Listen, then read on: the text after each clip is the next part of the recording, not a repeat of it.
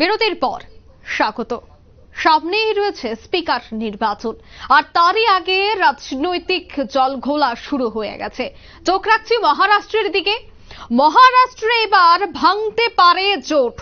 জানা যাচ্ছে ইতিমধ্যেই যে খবর উঠে আসছে যে অজিত পাওয়ারের 18 থেকে 19 বিধায়ক এবার শরদ পাওয়ারের সাথে যোগাযোগ করছে। সবথেকে গুরুত্বপূর্ণ বিষয়, মহারাষ্ট্রে এবার জোট কি ভাঙতে পারে? একাধিক বিষয় নিয়ে কিন্তু রাজনৈতিক মহলে আলোচনা শুরু হয়ে গেছে। অজিত পাওয়ারের 18 থেকে 19 বিধায়ক শরদ পাওয়ারের সাথে যোগাযোগ করছে।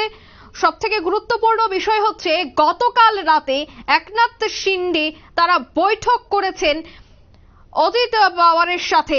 সেই বৈঠকেই বিভিন্ন বিষয় নিয়ে আলোচনা হতে পারে বলে আশঙ্কা চলছে, আর তারই মধ্যে একাধিক বিষয় সামনে উঠে আসছে। তবে কি স্পিকার পদে নির্বাচনের আগে ভাঙতে পারে জোট? একাধিক বিষয় উঠে আসছে। মহারাষ্ট্রে দুই শিবসেনার মধ্যে সেই রাজনৈতিক রং মাখানো চলছে। এরই মধ্যে মহারাষ্ট্রে কি পরিস্থিতি রয়েছে, কি অবস্থা রয়েছে, সে বিষয়ে বিস্তারিত জানবো। টেলিফোন লাইনে রয়েছে নিউজ ভ্যানগার্ড প্রতিনিধি সুমন্ত ব্যানার্জি। সুমন্ত, স্পিকার নির্বাচনের আগে কি মহারাষ্ট্রে ভাঙতে পারে শিন্ডে নেতৃত্বাধীন জোট? কি মনে হয়, কি আশঙ্কা করা যাচ্ছে এই মুহূর্তে?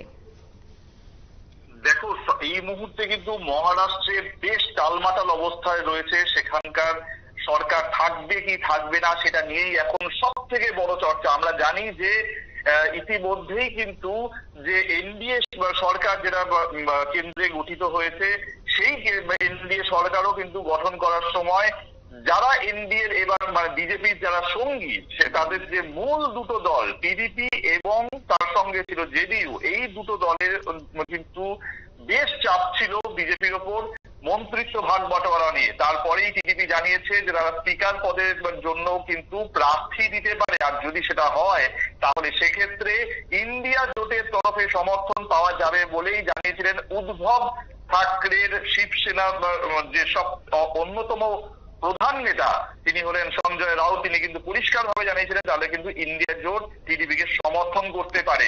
আমরা জানি যে কেন্দ্রে যে সরকার গঠন হয়েছে সেখানে বিজেপির যে টোটাল যে জয়, যে টোটাল যতগুলো আসনে তারা জয়লাভ করেছে এবং ইন্ডিয়া জোট যতগুলো আসনে জয়লাভ করেছে তার মধ্যে কিন্তু খুব বেশি ফারাক নেই।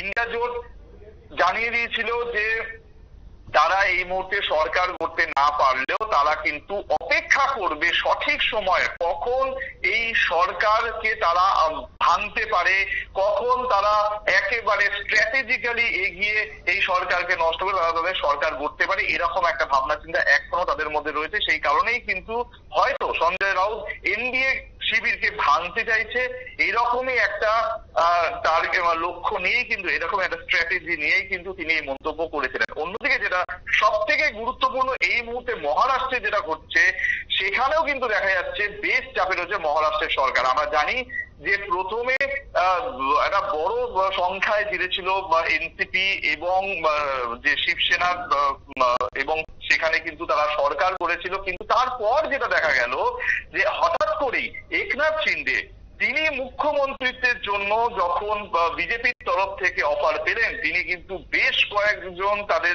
যে বিধায়ক তাদের নিয়ে সোজা চলে গেলেন কখনো উত্তর পূর্ব ভারতে, তারপরে চলে গেলেন দক্ষিণে। এইভাবে কিন্তু তারা রিসর্টে লুকিয়েছিলেন।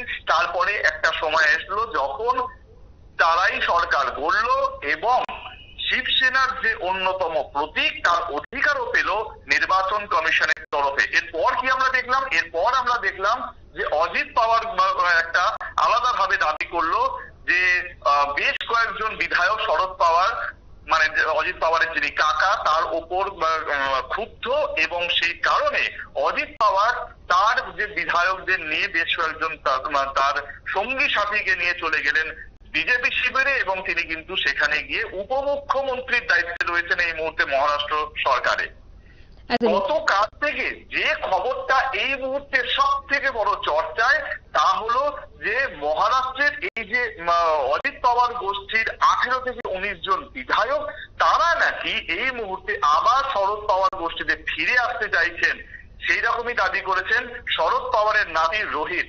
এবং তিনি পরিষ্কার জানিয়ে দিয়েছেন যে আগামী যে বাদল অধিবেশন যেটা মহারাষ্ট্র হতে চলেছে, সেই বাদল অধিবেশন নেই এই পর এই সমস্ত বিধায়করা আবার ফিরে আসতে চলেছেন শরদ পাওয়ার গোষ্ঠীতে। যদি সেরকম হয় তাহলে কিন্তু আবার নতুন করে দেখা যেতে পারে মহারাষ্ট্রে এনসিপি বা শিবসেনা, মানে উদ্ধব ঠাকরের যে শিবসেনা, তাদের একটা মিলিত সরকার আবার কিন্তু দেখা যেতে পারে। আমরা জানি যে এই অক্টোবর নভেম্বর মাসের মধ্যেই মহারাষ্ট্রে বিধানসভা নির্বাচন, তাহলে কি তার আগেই পাল্টে যেতে পারে মহারাষ্ট্রের সরকার? এটাই কিন্তু সব থেকে বড় চর্চা এই মুহূর্তে চলছে, যে কারণে গতকাল হয়তো একটা আশঙ্কা থেকেই মহারাষ্ট্রের যে উপমুখ্যমন্ত্রী রয়েছেন দেবেন্দ্র ফডনবিস এবং মহারাষ্ট্রের মুখ্যমন্ত্রী একনাথ শিন্ডে দুজনে মিলে কিন্তু অজিত পাওয়ারের বাড়িতে বৈঠক করেছেন। রাতে বৈঠকের পরই কিন্তু আজ মহারাষ্ট্রের বেশ কিছু বিজেপি নেতা দিল্লি উড়ে গেছেন এবং সেখানে কিন্তু আলোচনা হবে পরবর্তী পদক্ষেপ নিয়ে। ফলে এখনো পর্যন্ত কিন্তু এই আশঙ্কা বা জিয়ে রয়েছে এবং আগামী দিনে কি হতে চলেছে সেটাই কিন্তু বড় নজর থাকবে। হয়তো দেখা গেল যে বাদল অধিবেশনের মাঝখানে পুরোটাই চেঞ্জ হয়ে গেল, হয়তো দেখা গেল যে রোহিতের মানে শরদ পাওয়ারের নাতির যে দাবি সেটা কিন্তু সত্যি বা হতে চলেছে। যদি সেরকম হয় তাহলে নিঃসন্দেহে বলা যেতে পারে যে এনডিএ সরকার গঠিত হয়েছে, কেন্দ্রে যে এনডিএ সমর্থন রয়েছে বিভিন্ন রাজ্যে, তারা কিন্তু বেশ চাপে পড়ে যাবে এবং তার ফলে নতুন করে মহারাষ্ট্রে সরকার দেখা যেতে পারে। সেই বিষয়গুলিকে কেন্দ্র করে এনডিএ জোট কি সামান্য হলেও এই বিষয়গুলিকে নিয়ে আশঙ্কা বোধ করছে? অবশ্যই অবশ্যই তারা এই মুহূর্তে আশঙ্কায় রয়েছে এবং বিরোধীরা এখনো পর্যন্ত কিন্তু এই বিষয়ে কোন রকম ভাবে মুখ খোলেনি। সব থেকে বড় ব্যাপার হচ্ছে যে আশঙ্কা যদি না থাকতো তাহলে কিন্তু গতকাল রাতে এই বৈঠকটা হতো না অজিত পাওয়ারের বাড়িতে এবং সেখানে একনাথ শিন্ডে বা বিজেপি নেতা এবং তথা উপমুখ্যমন্ত্রী দেবেন্দ্র ফডনবিস তারা কিন্তু দুজনেই বৈঠক করতে এসেছিলেন। যদিও বিজেপির তরফে দাবি করা হয়েছে এটা শুধুমাত্র ভোটে ভরাডুবি যে হয়েছিল মহারাষ্ট্রে রীতিমতো সেই ভরাডুবি নিয়ে পর্যালোচনা করতে, ভোটের ফলাফল নিয়ে পর্যালোচনা করতে এই বৈঠক ছিল। কিন্তু এই মুহূর্তে যে দাবি গতকালই রোহিত করেছিল, মানে শরদ পাওয়ারের নাতি করেছিল, সেই দাবির পর ইতিমধ্যেই কিন্তু একটা আশঙ্কা তৈরি হয়েছে এবং এটা আমরা হয়তো খুব শীঘ্রই নতুন সরকার দেখতেও পারি। মানে রাজনৈতিক মহলে কিন্তু এরকমই একটা আশা রয়েছে।